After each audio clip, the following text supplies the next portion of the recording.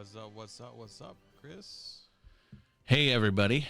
Hello. Me and my friend JD here on podcast number 1 for the Fathersphere. Episode numero uno. Numero uno. You guys are on the flagship, the maiden voyage, maybe more of the flagship. Mm-hmm. And I am excited to be doing this. You know, this is something that I know JD and I talked about doing, and it was birthed from just a desire to start up something for dads. You know, there's a ton of stuff out there for moms. There's a ton of stuff that, and moms are super important. They're very cool, but there wasn't a whole lot out there for encouraging dads to be better dads. You know what I mean?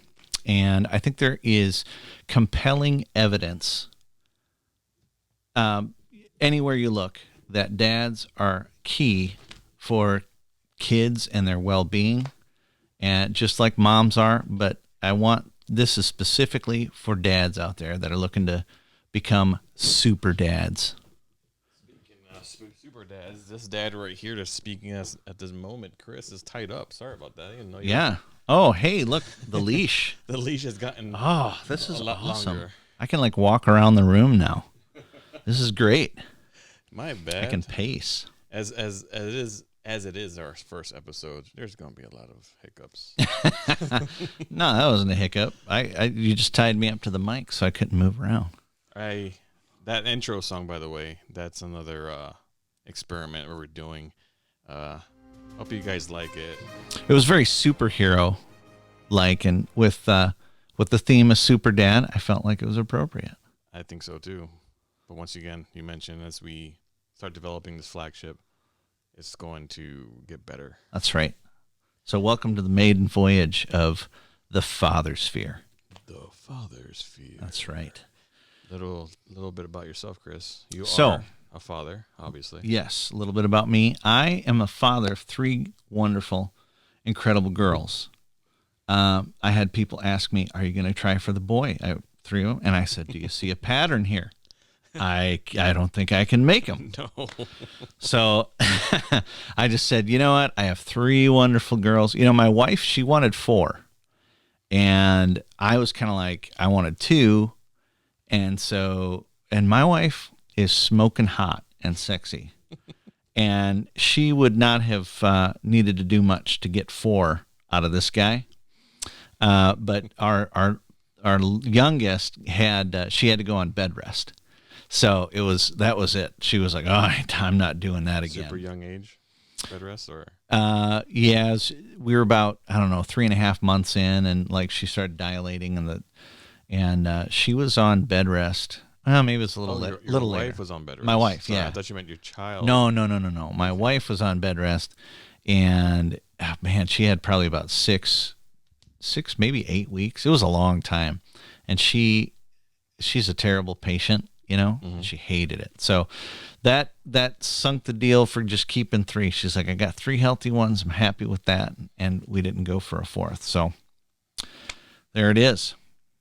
Well, you guys are here now, and there's nothing wrong with just having all girls. I personally also have 3 girls. Yeah, you do. And even though I considered my stepson to be my son, so technically I got the boy. Yeah. But he's already 18 years old. So I met him when he was about 10. Oh, that counts. Yeah, so it does count. That's count. You had all the teenage years, man. You got the war scars. So it's and those scars are still coming. Oh, yeah. They're still coming. They're still healing up. Oh, my gosh. That was a bad one. Yeah. So you're a super dad, man. You are a super dad, because in kids' lives, in your biological children and stepson, and I don't have any I just have all biological kids with my wife, and we're a major deal in our kids' lives. Even with your son at 10 years old, kind of being a dad through teenage years, it's a big deal. Moms are a big deal too. I think it's really important and to have a mom and a dad present in your life. I think there's a certain yin and yang. There's a certain thing about having male and female moms and dads, you know. And I'm not saying that we can't have family units different than that or differ from that, but I think in kids' lives, it's important to have male and female. And on this show, we're going to focus on being dads in the male side of the house and making sure that, you know, everyone is encouraged. And because being a dad's a tough gig, whether you're a stepdad, whether you're a biological dad, whether you're just being a father figure to someone, it's a tough deal. And you know, you kind of get round two when you become a grandparent. That's like when it's really awesome because you're like, oh, I know what I did wrong. That's where you throw everything out the window. Like you don't care. You're just gonna spoil them, and all the rules are just obsolete. Yeah, exactly. Like, hey, I just get to have fun this time around. Like, this is just my fun time, and then I can give them back. Like, I have a taste of that because my mother currently resides with us, and she is definitely not as strict as she is with my kids that she was with me and my brother. She only has 2 kids, and I look at her sometimes and I say, "You're doing this to torture me, aren't you?" right? This is payback. Yep. And that's exactly what it is.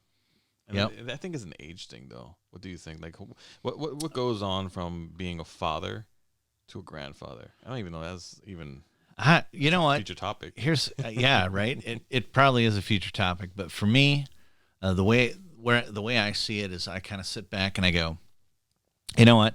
I mean, the older I get, the more kind of relaxed I get on certain things, like that were a big deal when I was younger, and then now it's like, you know what? I freaked out about that way too much. And I think with kids, you just kind of you learn from it, and when you come around again, you're like, oh, I remember this. Yeah, it's not that bad. Like it seemed really bad because I was in the thick of it, Yeah. but this time around, I'm a little wiser, and it's not so bad. And you know, this is again, it's another topic that we got coming down the road, but we'll talk more about how, you know, granddads, you know, you're still dads to like your father or the father of your grandchildren.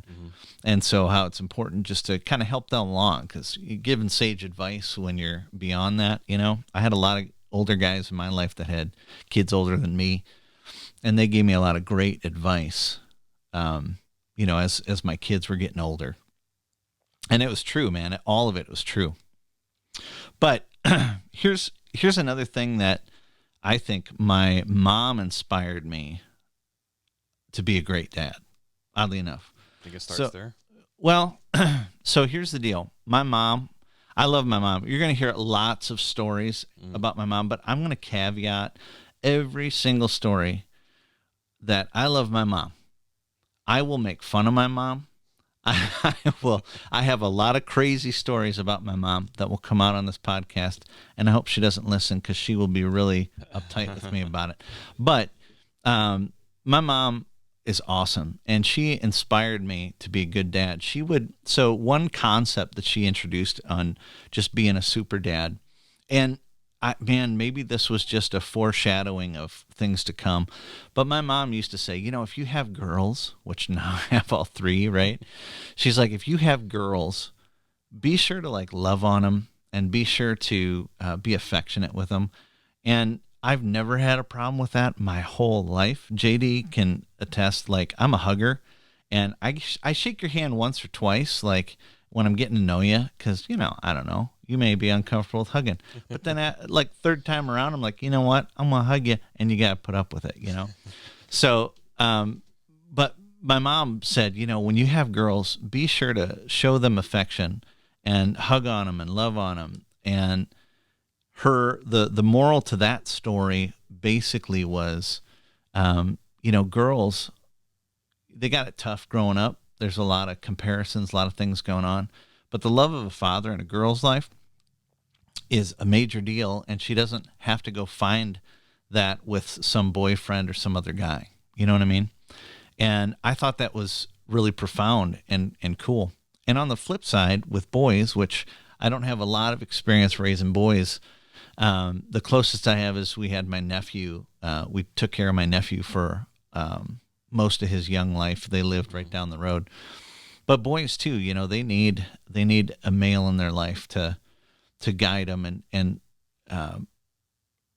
boost their self-esteem and show them what they can do. You know what I mean? And girls too. Moms are more the the nurturers. And I heard a very good friend of mine who's a psychologist. He said one time, moms, boys and girls, they grow up about 7 or 8, 7 or 8 or 6, in that range there. They always want mom, and and this is true. But then there comes this point where they want dad, because dads tend to be like, okay, let's go, let's kind of get down the road and grow up, and hey, you can do this stuff. Really good dads are encouragers, and they encourage their kids like, hey, come on, you can do this, we can. And when their kids get frustrated, they can kind of be the calm in the storm and say, hey buddy, or hey honey, it's okay, come on, let's do this together, we'll figure this out together. And you kind of guide them. And so dads are really crucial for bringing them up into adulthood and just getting them to realize, like, oh, you know what? I can do things on my own. Mm-hmm. Now, my dad might have been a little exception to the rule in one way, but I had a fantastic dad. And he my mom called him the human reactor. And that can go either way, though. Yeah. So, my dad, I wouldn't say he had a temper, but, he never lifted a finger on any of us or any of that. But my dad would do this thing. I'll tell a quick story. So, where my dad signs us up for archery, like this archery competition, not competition, but leagues, archery leagues. And my dad goes, he first comes to me and says, Hey, Chris, what do you think about doing this archery league? You like shooting bow and arrow, and what do you think? And I was kind of like, I don't know, Dad. I don't know. I'm not really interested. And I think with some encouragement from my mom, my mom's like pressuring my dad, like, hey, Chris, you and Chris really should do something or get something, have a thing, right? I think, I haven't confirmed with my mom, and she probably wouldn't even remember. So my dad just signs us up, and I'm kind of like, oh man, I didn't want to do this, and this stemmed from like me working with my dad and doing some things with my dad. And my dad, and we didn't work well together. Like he always, and it wasn't him, it was me. And when I work with my girls now, I tell them, like, I'm really glad that we can work together, because I didn't with my dad, and it was me, not my dad. He would coach me and, hey, do this like a dad should, like a super dad should. And he would kind of, hey, that a boy, good job, and he'd encourage me. But for some reason, I felt like he just didn't think I could do it or whatever. I don't know what was going on in my head. Okay, back to the story. So we're doing this archery class, and I'm just messing up, and I can't hit the target, and I'm having a bad day of shooting archery, and my dad just gets all pissed off. He's like, what's the matter with you? And my dad grew up in Brooklyn. He's a short Brooklyn Jew, right? And the guy's just like, if you know people from New York, I mean, they're already kind of reactive. Yeah. And then you add the Jewishness into it, and growing up with a family that's, hey, what's your problem? What's the matter with you? And so, he just would get mad. And so then I would get more frustrated, because it would just feed my frustration. And I remember turning around, and I was so frustrated. My mom was there, and my dad totally kicks me in the butt, like physically kicks me in the butt. And I think about it now and I laugh, because it was just like, just this comedy of, oh, we're just escalating. And the only thing my dad could do is just literally kick my butt. But, I guess that's one place where it's like he just, that's one area that I wish my dad could have just settled down and said, hey buddy, it's okay. What's going on? Let's figure it out together. Let's take a little break. Let's get a drink of water. We'll talk a little bit. Let's settle down. But my dad just couldn't settle himself down in order to kind of guide me out of that. And I find myself nowadays, and so I never wanted to be that way with my kids. I didn't want to be a human reactor. But I'm not trashing on my dad. My dad actually had a lot of good that he instilled into me. And I think the biggest thing, my dad passed away 2 years ago, or 3 years ago now, 2016. Yeah, 3 years ago. But, the biggest thing that I think has stuck with me is probably some really odd things, but there's a whole philosophy behind it. So one thing my dad always said was, hey, if you borrow something, give it back in better condition than you borrowed it from the person, And secondly, my dad was old school gentleman. Now, my grandpa, who I never met, he died of heart attack. He used to be a jeweler, very what's the word? Dapper. That's the word. Very dapper guy. His nails were always perfect. He always had things going on.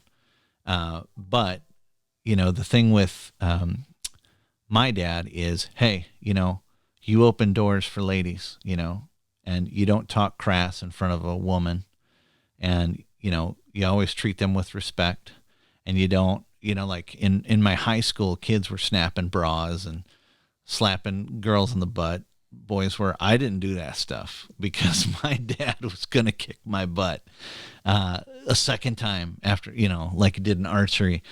But, my dad had those two things, those two philosophies of just respecting women and, treating other people right by honoring their stuff and honoring people. That was just big lessons from my dad and the way my dad encouraged me as I grew up in life. So Jay, I did just a quick search the other night on the importance of dads. I found some interesting articles that I thought would be cool to share. So you don't have to go very far with the internet. No, definitely not. To find the importance of dads. Now, sometimes, I don't know, in society today, like there was a stretch there that you had dads kind of being aloof a little bit on TV and things like that. But I was encouraged because I actually came across a website called Motherly, oddly enough. And heard of that. Yeah, and they talk about dads matter, why kids need involved fathers, and they touch on things like dads help children communicate and how fathers make kids more resilient, and that's, I think, where I was talking about how dads are, just encouraging kids like, hey, come on, you can do it. Hey, don't worry, get up. Let's go do that again. It's okay. And then I think this one, it strikes a chord with me because this is how I am, and I talked about it earlier. Mm-hmm. But it says boys imitate their father, and so that's actually one that I've got coming. Another podcast we're going to talk about later, but I'm going to probably save a little bit of that for that one. And good fathers make better mothers. I was just actually looking at, I went to motherly.com. Yeah. And they're saying how, awkwardly, but it's out there, saying how dads are now, for the comfort, not that there's any benefit from this, but the comfort of dads breastfeeding. I saw that on here. And it's because, sometimes fathers, the mother is not there all the time because mothers are working, right. And kids are kids when they're babies. They don't know the difference. And I saw an article here saying breastfeeding dad video goes viral. And then there's a whole bunch of articles here of how dad is breastfeeding his newborn daughter because mother's not there. And it's like, as awkward as that is at this moment, and there's another article here saying that dad has the artificial chest with milk in it, because there are more and more, dads out there who are taking the role of either single dad, which is a whole different episode, or they're helping the mother out even more because their father and mother are working full-time jobs. Yeah. So like another little part in this Motherly article that I found, good fathers make better mothers. right away off the very first sentence on this one says, most of all, a good father makes mom better. From the second a child is born, the amount of support a woman receives from her husband has a serious effect on whether or not she'll develop postpartum depression. A father's impact throughout a child's life at every stage involve fathers reduce a mother's stress, and when dad is participating in helping with kids and other domestic duties. So, I liked how they kind of brought that up. Like, hey, you can help mom out, and I probably struggled with that a little bit when in that adjustment period where you have kids, and my wife was a stay-at-home mom. We were blessed enough that my career kind of moved up and we could let her stay at home. But I think it took me a long time to kind of figure that out. And I don't know if it's just because my wife just didn't know how to express it quite right. She would my wife was always kind of like, the way she'd approach me is like, hey, don't you like being with us? And I'm like, what are you talking about? Of course I like being with you. What's your problem? Yeah. Like, instead of, and it took my oldest daughter kind of saying, Daddy, you're never around. And I'm like, well, what are you talking about? And at the time I was chasing after a passion of mine, which is music and leading worship at a church. And I was working like 40 hours a week at my daytime job, and then like 20 to 30 hours a week at doing the music thing. And so that kind of just hit me. It was like, oh, I guess I can't argue with the child. They've just got such a way of just hitting you with the truth. Yeah, I went through that phase as well. I think one of the why I'm so excited about this podcast is because there's so much out there to talk about when it comes to being a father. You came across the not, I don't want to say one a problem, but you came across an experience in your life where your daughter said, you're not here anymore. My dad's not around. And when I worked for a company up near New York City, I was working 10 hours a day plus a 2-hour commute one way. So 14 hours of my day, I was gone. And I didn't take my daughter at the time. My daughter Catalina was maybe about 1 year-ish, around there. It didn't take for her to say that, or my wife to say that. It's just like my fatherly instincts kicked in and said, I'm not saying my daughter grow. So I'm working 14 hours of the day. Right. So yeah, I think a lot of fathers do come across that problem. Yeah. And that's a whole other episode too. We're giving you a lot of tasty tidbits of what's coming. Yeah. But you know what, Jay, I would say one of the most important factors on the flip side of good fathers make better mothers, and that statement from this motherly article, I really feel like for me I think that's true, but I think flipped, my wife helps make me a better dad. I mean, she holds my feet to the fire on certain things. And my wife my family wasn't very good at like traditions and doing special thing. Like when my dad died, it was hard. It was sad. And I had a lot of friends that their dad passed away. And I remember talking with them, and it would be like, man, my dad and I, we used to do this fishing trip every year. And it's right around this time of year, and they'd get sad because it'd just be like, man, this is my dad. This was about the time we'd go and do this. My dad and I never had that. And so I appreciate that about my wife, that she builds traditions. And, we have special things we do every year, and my kids look forward to it. In fact, funny story, my wife, we always do Valentine's Day, and I get my kids Valentine's. And we have kind of a little tradition of, the heart-shaped Rockies pizzas and ice cream. And my wife the thing I love about my wife is she's corny. She's totally corny. And last year she got, I don't remember what she got. It was some present, like Valentine's present Mm-hmm. for the kids. And she didn't do like a corny game, like Valentine's game with them or anything. And my youngest actually cried a little bit. Like You she's miss it. 14 years old, right? And she's crying like, no, she was 15. And she's like, Mom, you didn't do this. You know, I love your corny games you do and all this stuff. So my wife had to scramble to put stuff together. But that's what's so awesome about my wife. And like I said, when I was gone all that time, I mean, she was trying to tell me, like, hey, we need you here. Your kids need you here.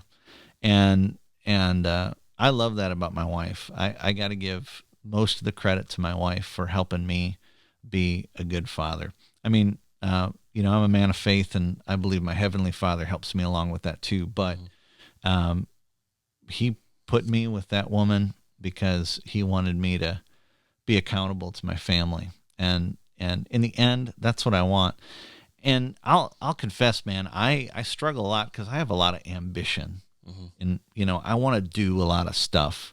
I'm kind of uh, I'm kind of squirrely, like, hey, I want to do that. Ooh, that sounds fun. I want to do that.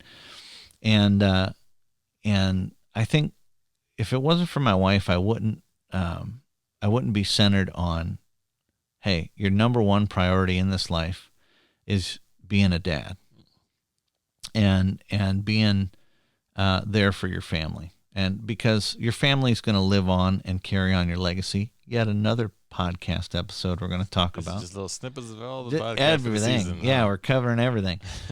But to be a super dad, you got to be present, you got to be engaged, and you got to be intentional. With my daughters, I think one of the biggest things that, and I've slacked on it a little bit, but one of the things that I always try to do is I take them out on dates, right? And if you have a son, I guess you could call it a date, or like, hey, we're going to go fishing, or we're going to do something manly, work on a car, whatever, whatever it is. But I take my daughters on dates because I want them to see, who I am. I want them to know me in a better way. And I want them to know, hey, guys need to treat you with respect on a date like this. They need to open car doors, pay for your meal. I'm old school that way, and my dad brought me up that way. But, it's critically important to be engaged with your kids and make time and make it a priority in your life. And I'm not perfect at it, but that is absolutely key to being a super dad. And everything else we've been talking about, with making sure you're helping out mom, making sure that, family time is always honored Mm-hmm. and it's protected, and that no matter what, you're moving forward and focusing on, this is the most important thing right now in my life, because soon our kids are going to move out. They're going to be gone. Then we get to be super granddad. You know what I mean? That's like season 10. Yeah, right. Exactly. Exactly. Down the road. One thing I have noticed is, as a father, if you really want to dissect or cut up into subcategories of a man's life, what do we truly do in this life? We only have one life. That's obvious. We For some people, living to 80 is a long time. For me, I guess I'm a little bit selfish when it comes to life. 80 is too short. I Yeah. wish I could live to 120. If Yeah. I could do 120 and still function, awesome. But the one thing about this life is that if we work too much, then what was your purpose in life? And being a father changes all of that. For a fact, we already touched on this topic a few times in this podcast, that the importance of you listening to your family, the importance of just being a father for your family, it's close to none, probably the most important thing ever as a man. Now, for men out there who don't have kids, and once again, another topic, um, they work and they live their life, and that's fine. But for those who do have fathers, have kids, and for me, it is like, why are we living this life working and neglecting what is the best part of our life, which is kids? Right. And I couldn't. I do the same thing as you. I go out sometimes with my daughter, just meet her and I, just eat lunch together, just eat dinner together. You mentioned something about your mother saying you have to cuddle and you have to like love on your daughter.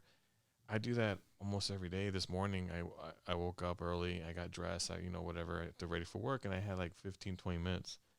So I go next to my daughter, and I just put my arms around her, and I kiss her on the head, and I say I love her, and she loves when I scratch her back, so I start scratching her back, and she squirms, and because she loves it. But it's like those little things, she will remember that. Oh yeah, absolutely. So yeah, that's for me is super important. And carry that forward. Mm-hmm.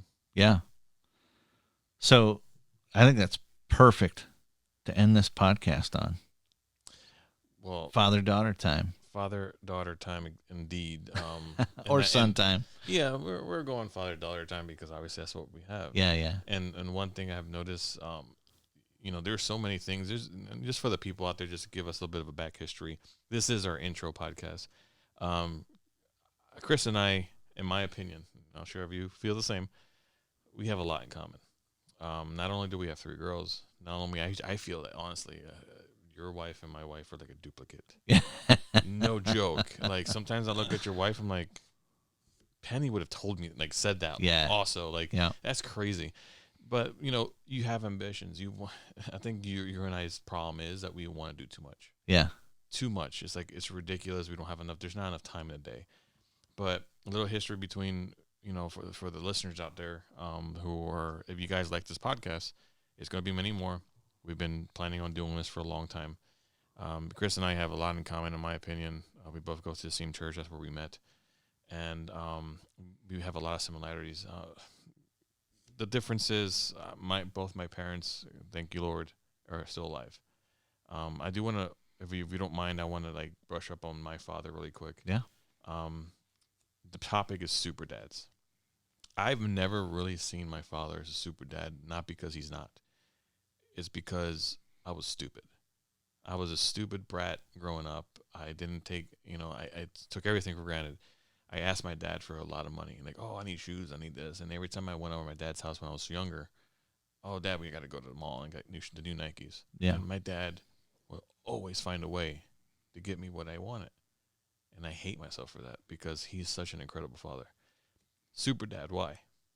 He's an immigrant. First of all, he's an immigrant. He's lived his whole life in the United States as an immigrant. Legal, he is, but he's still an immigrant. He's from Central America. Yep. And throughout his whole life, he's struggled. The English barrier, people discriminating him. He's been called a lot of racial slurs. I've witnessed this myself. And to this day, he's still working at age 68. And he tells me he still loves me. No matter what crap I put that guy through as a brat, not like I hit my dad or anything like that. He's never laid a hand on me. He's always tried his best. If I could tell you one thing, I love my dad to death. But if I can point one thing out that made him a super dad, once again, I'm a brat. So keep that in mind. Yeah.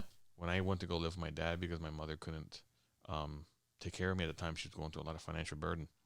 She sent me to my dad's house, and my mom was homeless, literally homeless. So my dad, she was in Florida. She sent me to my dad's house for about a year and a half. Where my dad lives at is one of the most dangerous cities in the United States. No joke. Camden, New Jersey. Look it up. So he made the sacrifice to send me to private school. He cannot afford that. Right. But he could not afford it, but he made it happen. Second, every single night I came home. I was a lazy student. I hate math, but later on they found out I had a really severe case of dyslexia. So every single night that guy would sit down and do my homework. Is that the right thing to do? Possibly not. But he acts dumb. He's not. Very smart guy. He did my homework, math, everything, every single night. And he told me one time, like, the only reason why I did it because I love you. And I also needed to learn. I was an immigrant. No English, nothing. Wow. And I passed because he did it right. By the way, there's no internet back then. There's no internet. So he did this the hard way. He went to the library. He took books out, the whole 9 yard. English translation type of whole 9 yard. So this guy, I consider him the super dad. Yeah. And to this day, I'm an a-hole for not telling him I love him enough. Yeah. And I've been dying to go see him. He lives in New Jersey, Bern, Wisconsin at the moment. So for those of you who don't know where we're at, he lives in New Jersey, and I'm dying. I'm probably gonna just say, you know what, this Christmas, no matter what, I'm gonna go to New Jersey to visit my dad, visit my brother who's over there, and everything else. Yeah, So that's my it's a little good goal. history with my dad. It's a good goal. You know what? Uh, that's a good. Um, that's a good. How do I want to say it?